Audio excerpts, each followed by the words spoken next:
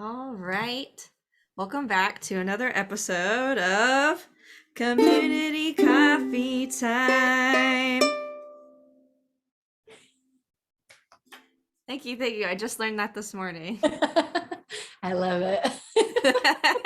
I was telling Christine before we got started, I haven't done a community coffee time in my new office. So when I was getting ready today, I was like, my piano's over there, and I was very unprepared.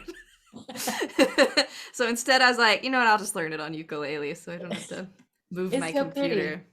I like it. Thank you. I was surprised how well it worked. I was like, oh, yeah, it sounds cool on this too. It sounds great. Yeah, switching it up. Yeah. So today we have Christine Devereaux of Spectrum Yoga. What are you drinking this morning? I'm still drinking pumpkin spice latte. I love it. Yes. Ever since you told me to get that pumpkin spice seasoning mix, it's like I went a couple days without it, and I have to do it every day. That's So awesome. good. That's perfect. I still have a lot of like pumpkin spice grounds, so I'm trying to figure out like when to drink it because now I have a lot of holiday grounds too, and I'm like, and I like it all, so I'm like, okay, which No. one? But today I have You have to gingerbread. have, it's what? Gingerbread from World Oh, Market. A sounds good. little bit of vanilla creamer. So good. Yummy. Feeling festive today. Yeah. I was gonna say you could just have 2 coffees a day. Just like that way all of them gets That's true. get used. Like make two coffee pots a day, Yeah. right? That's funny. Oh, you got grounds. I was thinking of like the grounded like seasoning. Never Yeah. mind. Oh no, like this is the Pots too. bag. So I make like a whole That would work. pot and I try not to drink all of it, but you know how that goes. I know. I feel ya. So Christine, you've been on my YouTube channel on social media often. We collaborate together, but for anyone who doesn't know, would you mind giving a short introduction of who you are and what you do? Yeah. I just graduated the yoga therapy program, so I can officially say I'm a professional yoga therapist. And then I'm also a recreation therapist, and I own Spectrum Yoga. So I teach yoga to all youth, therapeutic yoga. But I work a lot with youth with autism, sensory processing challenges, ADHD, and anxiety. And yeah, that is that in a nutshell. Try to make the practices of yoga accessible through play, and then I just make them purposeful for the kiddos that I'm working with. And I work with adults too, but primarily anymore is mostly kids and teens. Awesome. And you're in Tennessee now, right? I'm in Tennessee now. Yep. Yeah. Awesome. Are you doing mostly like in-person stuff right now? I'm not doing anything right now. I had a baby a couple months ago. So I think I'm going to be doing some virtual classes in the new year and some virtual private sessions as well. So we'll see how that goes, and then may open it up to in person here. But just to get started again, I was going to open up some virtual classes because I miss my old students. And I'm also not in Colorado anymore. So I feel like that would be fun.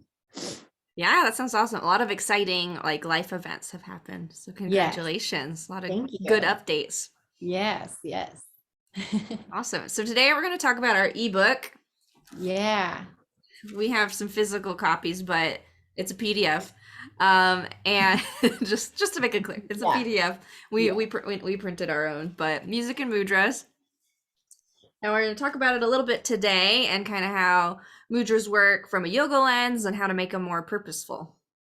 Yeah. So I think, do you want me just to go? Do you want me just to like rant? Sure. And real Okay. quick, I just want to mention we did a podcast episode. I shouldn't guess when we did it. Yeah, October. It was like the day before Ayla was born, I feel like. Oh yeah. So yeah, it was a couple months ago. Yeah, so I'll link it below. And in that, I feel like we really did like the tell-all. It was like, what's in this ebook? And like, how did it come? Like, how did we make it too? The whole backstory. So I'll definitely link that in the description. And today we'll go more into the yoga aspects of it. But if you're interested in how did we make, like, why did we make this ebook? How did we make this ebook? And maybe a little more detail of the kind of nails and bolts of what's in it. That podcast episode will be linked. But yes, Yeah. go. Good reminder, because yeah, we're not going to really go in depth to any of that today. I feel like this is a good opportunity for anybody who's bought the ebook or listened to that episode to see how you can expand further in this area using music and mudras together. Yeah, so if I talk too much or I'm saying stuff that doesn't make sense, just interrupt me. Okay. So we talk a lot in the book about how to make it playful, and I have the way I printed it out. So I would use this in classes, is these sheet protectors, and I'd have like the key for each mudra, like their quality, which we'll talk about a little bit, and then how to get into it, and with the image, so I can help the students kind of with that visual support. And then I printed out all the fun games that come with the ebook, and I printed like 10 copies. So there's like multiple games in each sheet protector. So in class or private sessions, I could just pull it out if it happened to fit a need or an interest that just kind of came up, which happened a lot. And I can't remember the point of me saying that, but also it holds the cards here. So, oh yeah, that's what I was going to say. So with the games that come with it, you can just print out and have ready to go in your classes in private sessions, which is really cool. And we kind of talk a little bit about that in that podcast episode, kind of like our favorite ones. And I think we have a couple YouTube videos too of examples, so people can go look at those too for games of how to make music and mudras accessible, like blending them together. Yeah, we'll definitely link those. And I love how you have it like printed in the binder. I feel like that's super portable, easy to use. And then even as a professional, if you know like there's one game you're just not gonna do for whatever reason with a group, you don't have to print it and then like save that paper. Yeah. Our class, we did well, with my students, we did a ton of the fun facts. So I only have like 3 pages in there. This is the fun facts. They love that game. And then the social story, I know that game like by heart. So there's only one. But the pirate story, I would have to, they wanted to do that like every class. So I had like 20 in there. I actually have one right here at the beginning. Ready to go. Yeah. Some students and some private clients, we'd have to break it up week to week because it's kind of a longer one based on their needs. But anyway, so I like the binder because you can, save it for some clients, what you're working on. You can store extra stuff. You could put the cards in there. So yeah. So to make it playful, we have lots of resources for everybody. Now to make it more purposeful. So the ebook really is an introductory guide on using music and mudras together. And so we don't go super in depth of how to make it purposeful. We definitely talk about, I think, 8 ways to make it goal-based. And those are all really important. And then we give really fun examples about how to incorporate those goals into like a fun game. So that playful, purposeful blend. If people want to take it further, I mentioned in the ebook and our additional resource page, which you guys will get a link within the ebook if you purchase it. This book here by one of my teachers, it's Mudras for Healing and Transformation by Joseph and Lillian LePage. And I have it signed by him. But it's also falling apart. So, it kind of sucks. But so the way mudras kind of work or how they benefit us is through the subtle anatomy. And so we talk about the koshas. We've talked about that in a couple episodes, whether it was this community coffee time, the last podcast, and we talk about it in the ebook too a little bit. But basically in yoga, through the yoga lens, we have our physical body, and then we have 4 other bodies that are equally present as our physical body. We just can't touch them. So there's our breath and energy body, which is kind of obvious. We know that we breathe. our psycho-emotional body, our awareness body, and then our bliss body. So I won't get into too much of that, but this book goes in depth into those 4 bodies are called subtle anatomy in yoga. So this would be gross anatomy, our physical body.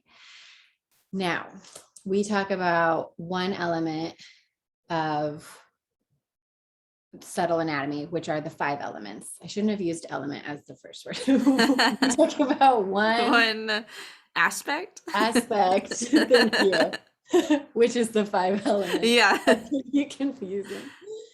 And so they have in this book, see my page is falling out. I use this book all the time. So the pages are falling out and I've had it for a few years.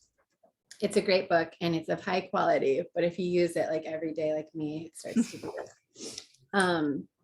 So they have the 5 elements explanation, and I think it's a little bit more than what we go through in the book, but I give examples in the book about how the 5 elements would be, how they're part of us. So an example is like the earth element would be like our physical mass.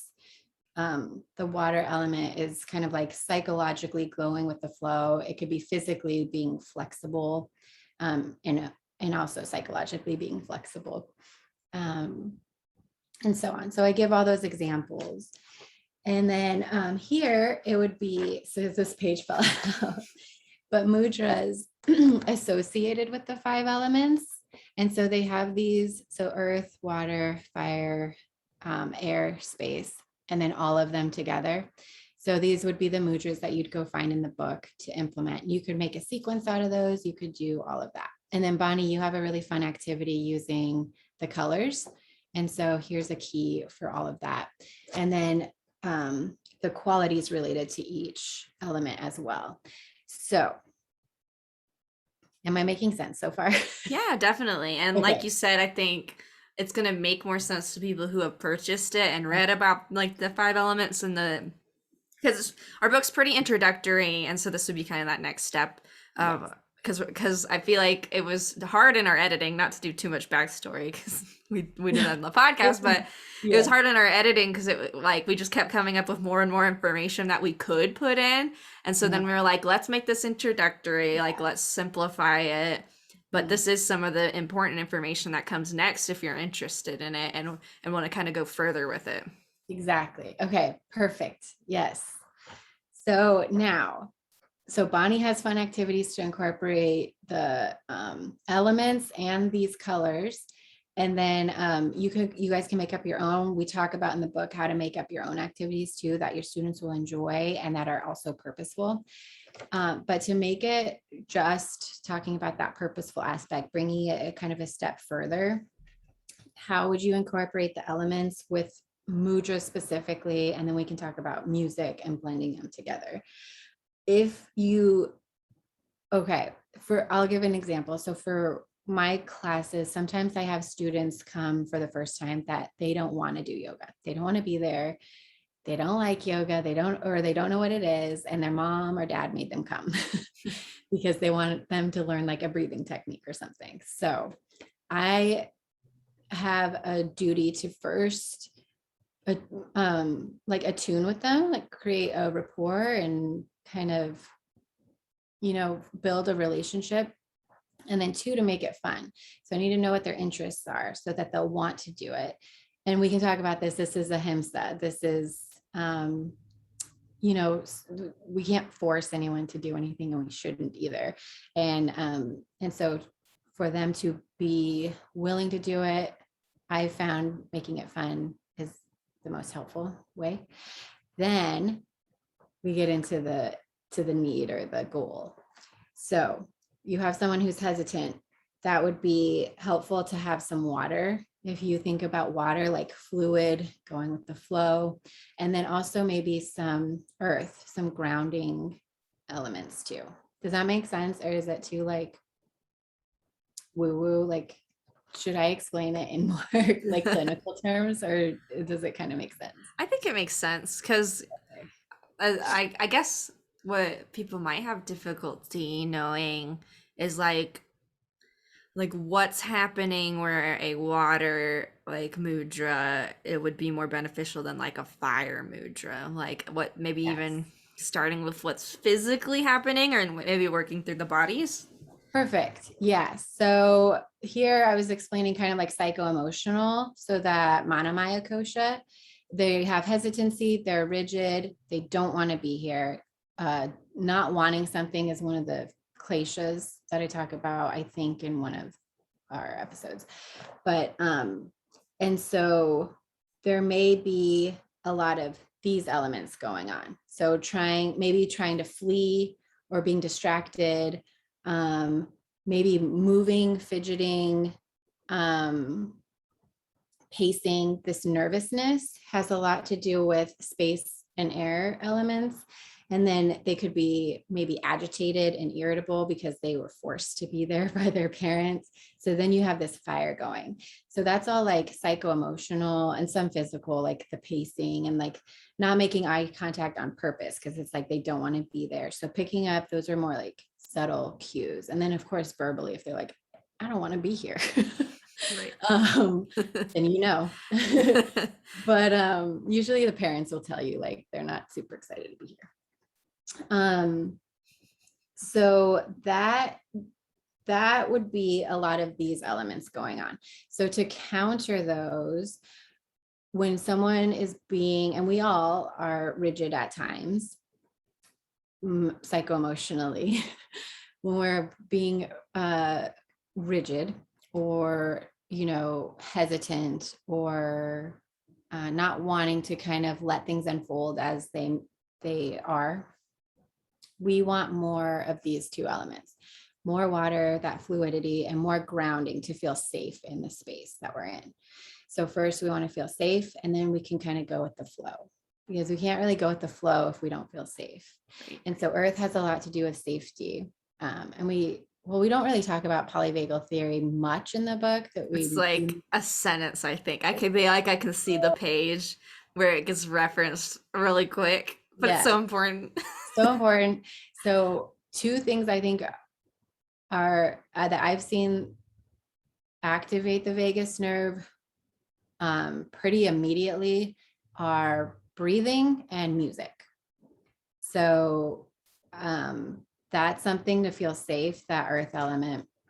And maybe you can talk a little bit more about music if you want there, but so we want to feel safe, and then we can go with the flow. So then you can just go here. We don't have Bhu Mudra in the book, but Bhu Mudra is great. It's peace signs down. And I always say, plug them into the earth. So you sit like this, and then you plug your Bhu Mudras on both hands into the earth.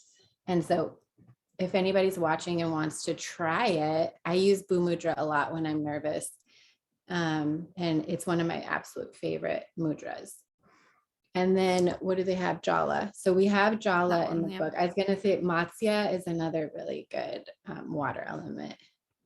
But Jala, pinky finger to thumb, both hands, holding it up.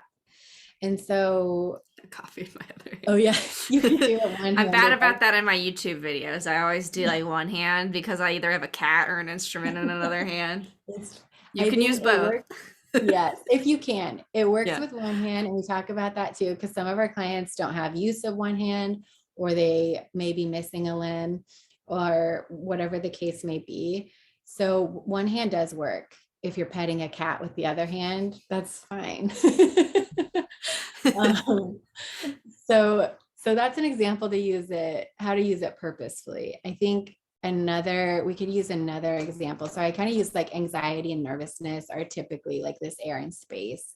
We feel like we're floating when you have like high anxiety. So you want to ground down, and then that will help you go with the flow, and then maybe have some fire to participate in whatever's in front of you. What if you want to give me like something that you see with your clients as an example? Maybe we could do like a little case study. I'm just throwing this on you at the moment. I'm trying to think of other examples. Yeah, I know, because now my brain's really on this example. Like preparatory work techniques sometimes too. Like if you have a client that is having trouble focusing, and they're just like one thing onto the next thing, onto the next thing, and can't just have trouble sitting and attending to the activity at hand. But I mean, again, that's still that air and space. excess air and space, and you would want to work with these two. And in the book, we have primarily these two, I think, some fire and then some air and space. When would you want to have more air and space? Maybe we could do an example like Maybe that. let's do that. So I think when you have a student who has low muscle tone, this is for in yoga. So I'll try to give multiple examples, but you'll kind of see them sit on their mat and they like kind of collapse into their own body. It's like a lot of earth, because if you can imagine the physical body going down to the earth and it's heavy, that's like one of the qualities of earth element, which is why it's really helpful for anxiety when you're feeling like you're flying, that heavy. That's why like weighted blankets work really well to support focus and things like that. But anyway, so low muscle tone, air and space can be really helpful. And that would be that Anamaya Kosha, that physical body. And then also students who have more depressive moods or who are really tired.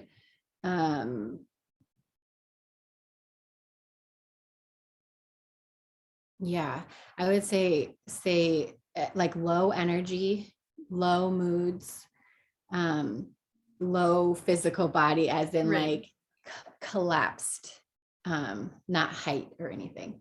So that would be almost too much of these two elements, and where these three could be really helpful. So if you can imagine someone with low energy, having a lot of fire can kind of wake them up.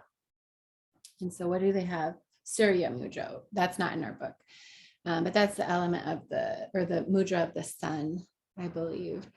And so the qualities with fire: energy, luminosity, transformation, enthusiasm, determination.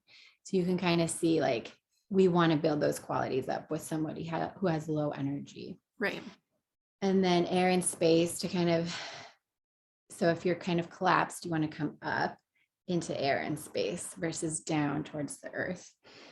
So just examples of these qualities: mobility, lightness, sensitivity, openness, gracefulness, expansion, limitless, vastness, all pervasiveness.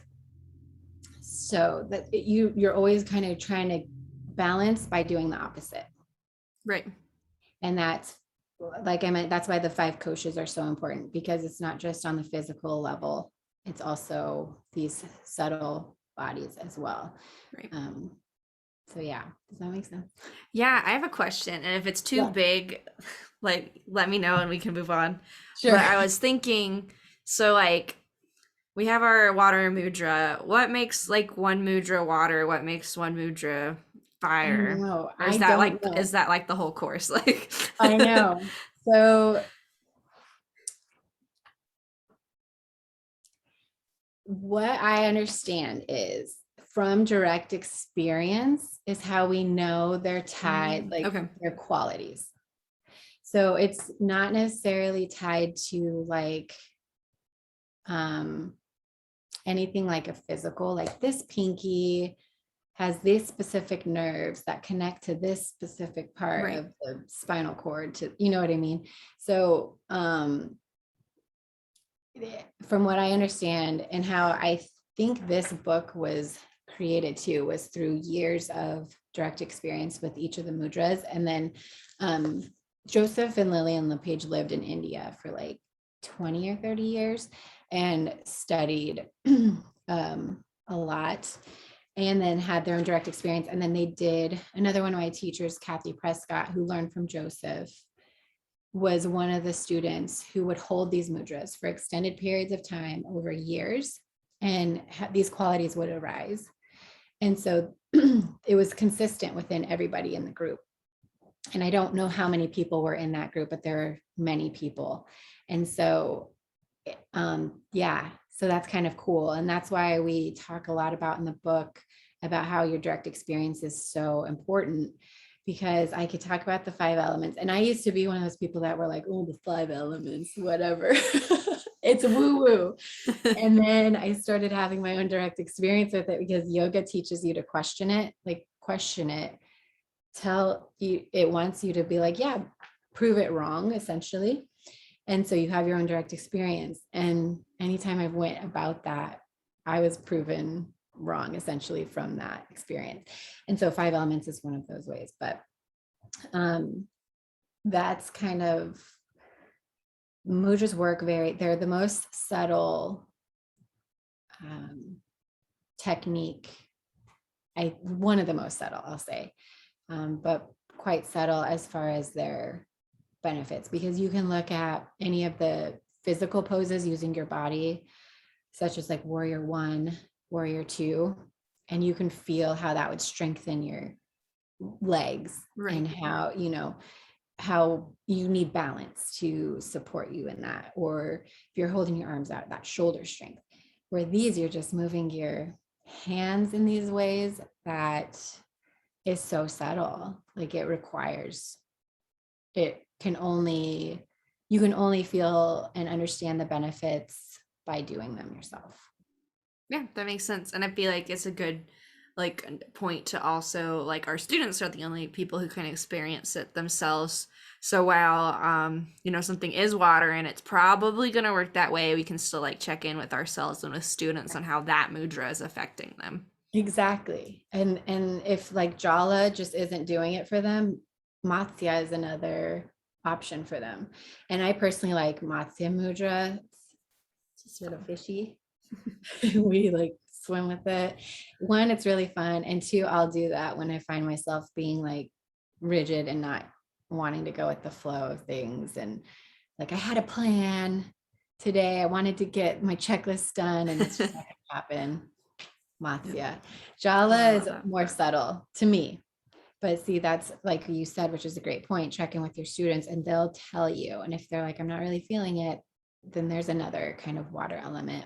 And in our additional resource page, I created kind of a key. So everybody can see, it's not in the ebook physically, but to see which mudras are in each of the elements. Oh, perfect. So they could take this information, look at that additional resource, and decide if they want to kind of do this next level with the really purpose. Yeah. And then they can also print out the poster and have like your client, like which element would you like more of today? Pick one of the mudras in that. And you can start your session out or your class out with that. Or you as the teacher or therapist can observe your student and be like, I think they need a little more air and space, and just check the poster real quick and say, let's start out with Akash mudra or Garuda mudra. So yeah. And another thing I like about the book is each of the mudras come with a meditation. And so if you guys wanted to, it's for adults. So you can see actually Pala mudra is for anxiety. So for those students who have anxiety, but I don't know if you can see, I've crossed out. Okay, like certain like steps in the meditation. Yeah. And so I've replaced like sanctuary, because some of my students may not know that word, with this, or with, as it makes sense. But you can adapt the meditations to make them accessible for your clients. So, yeah. My mom brain is on fire. I can't remember what my point was. No, I think we're kind of wrapping up. I think the purpose topic we wanted to discuss today, which is great, because I'm definitely guilty of, because you're the yoga expert, so I'm really good at taking the mudras and making like a fun song with them. And then I'll list like some benefits really quick in my YouTube videos, usually like these broad goal domains that I use in my work. But so I don't get too specific, and I feel like sometimes I can get lost on like what the purpose of the different mudras could be. Also, you still do give the purpose, and it's more simplified, which I think is more accessible to people, especially parents who are like, just tell me like in general, what is it? And I'll do it with my kid, So, but for anybody who wants to go further and kind of dissect it a little more, then we can do that too. Perfect. But I do love your explanations. And I just wanted to say one more time for the book too. I lost my Pala mudra, but that one's for anxiety. So that's another, thing about the book that's really cool, if you wanted to take it a step further, it always has the quality up here. So this one's like gesture for fearlessness. So if you have a kiddo who needs a little bit more of that empowerment feeling, but also they have these keys down here. So you'll always know which elements it evokes. So you're not kind of adding fire to fire or air to air. You know, you're able to balance out by doing those opposites on the elements. And of course they have the other subtle anatomy too, but we won't get into that today. next People dinner. want to. I love talking about it, but yeah, we'll be here for a bit. Awesome. And I know our e-card deck has a lot of the did you call them qualities? Yeah, they're Yeah. yeah. So sorry that the reflection of my camera light. But All this good. one, non-attachment, but it's for anxiety. And so if you were to hold that and think about how, and I've kind of changed this quality, made it different from the book as it would relate to, as it's been relating, I guess, to the students and clients that I work with of all ages and how I feel it too. But it's similar, of course, Right. because that's the quality. But when we say quality as they relate to mudras, we're all made up of these qualities. And Joseph LePage says, and you get to start to feel these things as you move through your yoga practice, especially with mudras, that these qualities are always present within us. We're not creating anything new ever. We are just accessing them through our own awareness. And so sometimes that can be kind of relieving for the students that we're working with, because we're always like, here's a goal we're working on, or like creates, develop strength or whatever it may be. But we always have these in the yoga lens, these qualities within us. They are part of us. Through our own awareness, we're just kind of tapping into them and bringing them out. And mudras help do that. So that's what we mean by qualities. So this non-attachment, we all have non-attachment within us. We're not creating non-attachment. We're just bringing it out by being aware of it and doing the mudra. So that can help with anxiety. Yeah. Yeah, that makes so much sense. Awesome. Okay, cool. All right. We have one more topic we wanted to talk about. And it's ahimsa. So in our ebook, we do talk about this a little more than some other topics too, because it came up a lot. And this is like backstory part two. Yeah. The things we didn't talk about in the podcast. Yeah. But it came up a lot in making the ebook of like what it is and how we use it in our work. So would you mind kind of defining it, and we can kind of discuss what that means with the ebook, but also in our work with clients? Yeah. So ahimsa translates to nonviolence. And then one of my other teachers, Dr. Nanda Balayoga Bhavanani, who I link some of his videos in our resource page too, but he calls, not hitting as part of ahimsa, elementary ahimsa, like kindergarten. I think he says it's kindergarten ahimsa. Of course, you don't hit people, but ahimsa is so much more than not hitting. So I was talking a little bit about that non-forcefulness. We're not going to force any of our students or clients into these poses. We're not going to have expectations that they have to look exactly like the image on the card. That's also a form of harming or violence, really, in the yoga lens. And so that's really what it is in a nutshell. And then it's so much more than that too. So it's also non-violence or non-harming in thought, word, and action. So how you think about a client, how you approach a client, your expectations of the client, and then how you talk to your client, and then how you act with your client. And it's a yama. It's one of the first. It is the first yama in the 5 yamas, which is the first limb of yoga. And if that didn't make sense, don't worry about it. But it's yoga. It's one of the 8 limbs of yoga. Yeah, we have a page on that, right? Oh yeah, we do. Oh yeah. So if you're like a limb, it's of a tree. What? Yeah. And if you get the ebook, you can read a little more about it. Yeah. So yep, it's underlined right there. Yeah. Yep. One of the yamas. So if you do any of the limbs, 8 limbs of yoga, this is a Patanjali's yoga, then you are doing yoga, which is why I would say music is yoga. Yay. um, but yeah, so an ahimsa starts with self. So you have to, um, it's very much associated to the heart. And so our mudras, actually, they're said to be an extension and expression of your heart, which is why I love the mudras so much too. So ahimsa and mudras go so well together just in that aspect.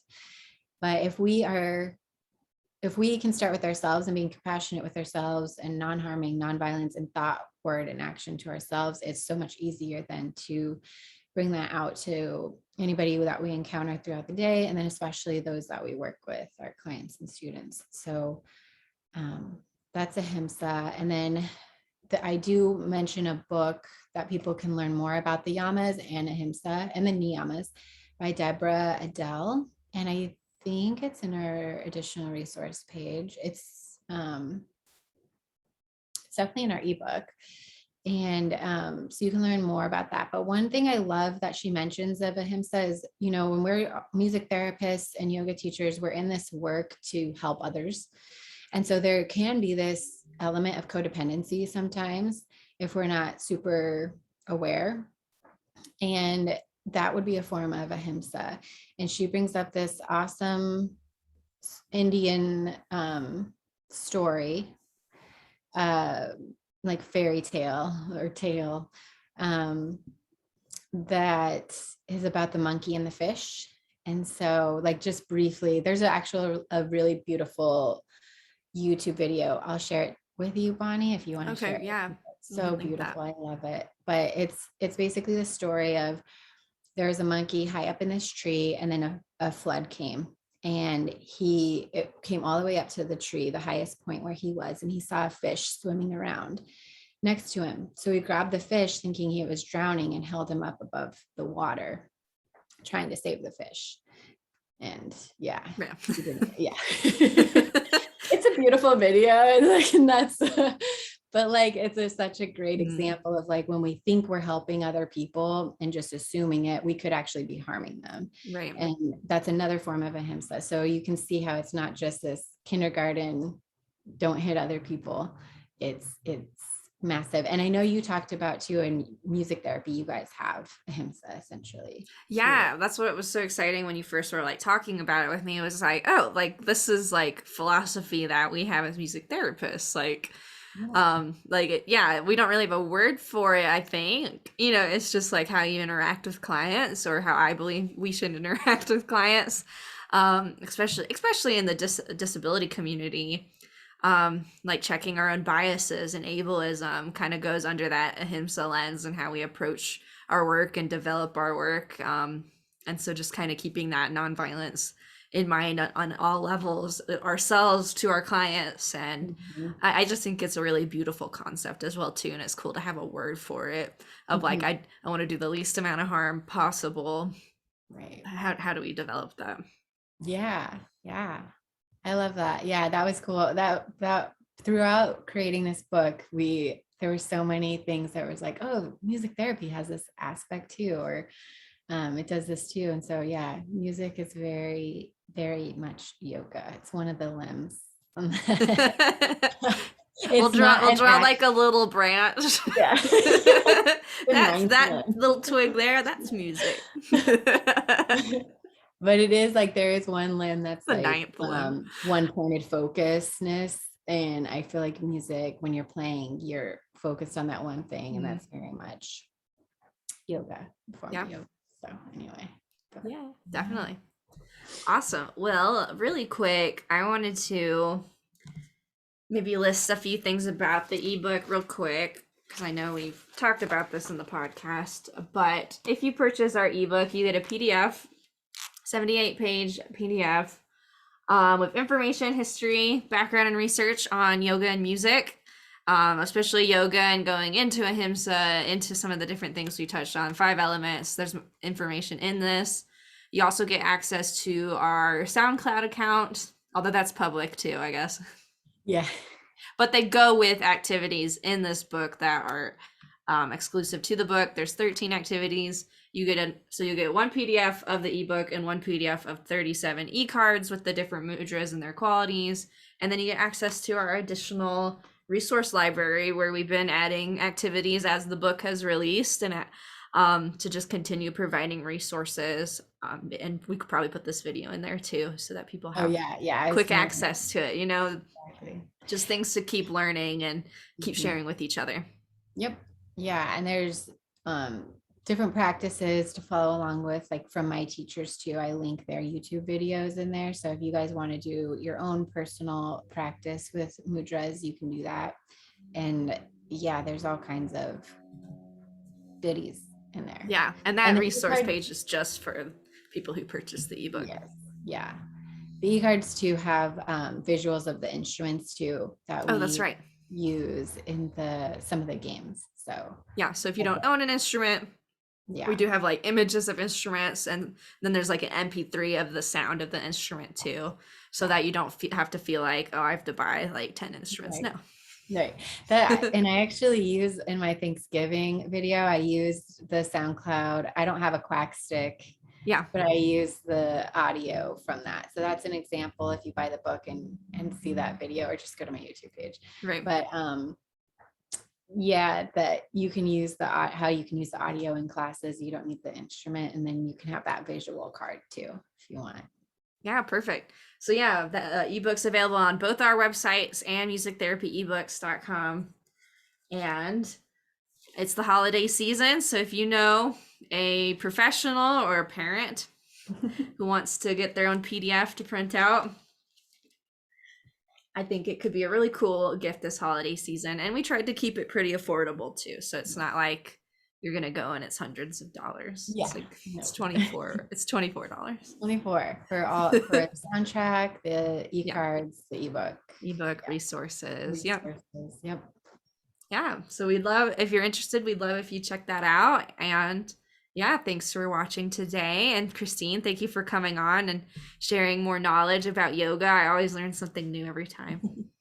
Yeah, thanks for having me. I love chatting with you, Bonnie. Yeah, awesome.